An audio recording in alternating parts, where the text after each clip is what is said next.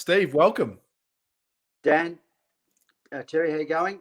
Good, mate. How are you? Yeah, Coventry are flying, Dan, but that's not why I jumped on anyway. But I just thought things are very relaxed at Carlton this time of the year. Normally we're just hoping for things, but I just feel the last couple of weeks everyone's relaxed with everything that's gone on. And I think I heard you guys talking about the midfield and how Hewitt and Shearer coming in is going to put a lot of the squeeze on these guys on the fringes now.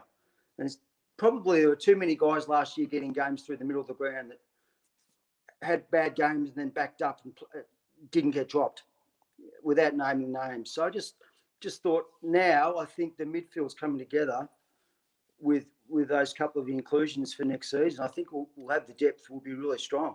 So, I mean, when I look at it, I mean, I'm thinking of like the 4 or 5 names off the bat, that are going to be there. Obviously, if they're healthy and available, you got Cripps, Walsh, Chera, Hewitt. There's your first 4 there.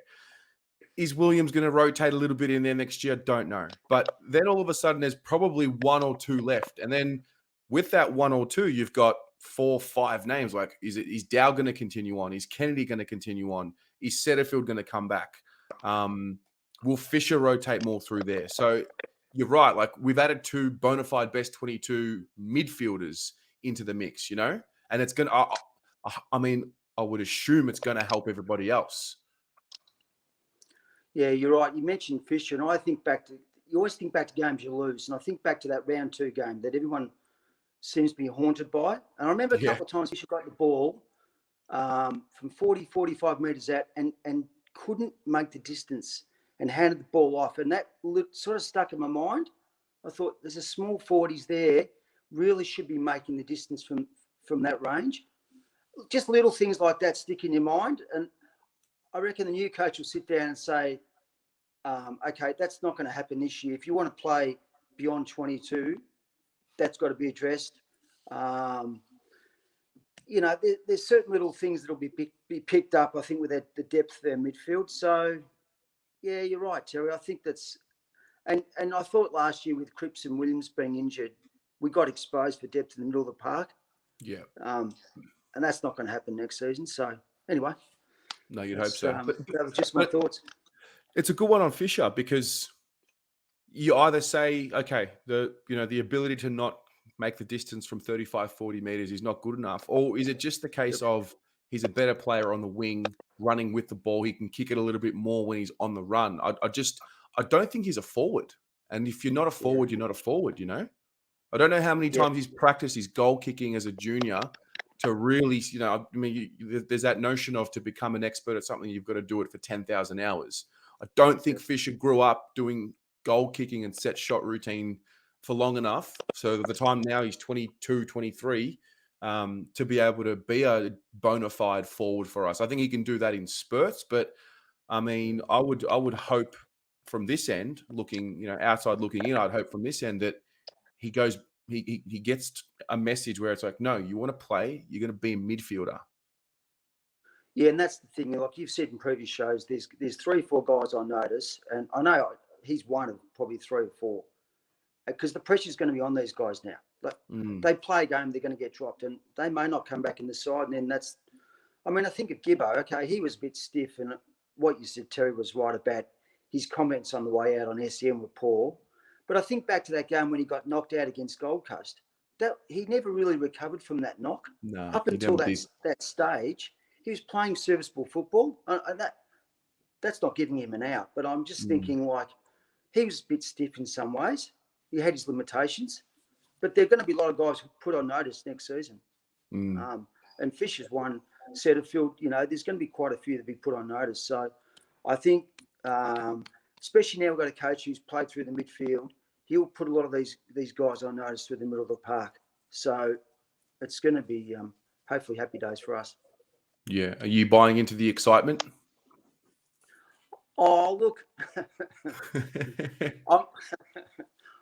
Actually, I funnily enough, Terry, I just replied to Dan put on his best 22 players in his last 10 or 15 years.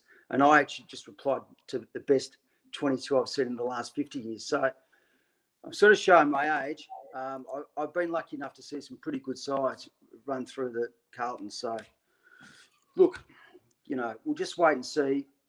I think a lot of it's going to depend on Charlie too. If Charlie can take the head off Mackay, a lot of these top four sides have your 2 or 3 avenues for goal. And if Charlie can really stand up, if we can get at least 15 games out of Charlie, I think we're going to go really close to making at least the top 6. I'll take that. I'll absolutely take that.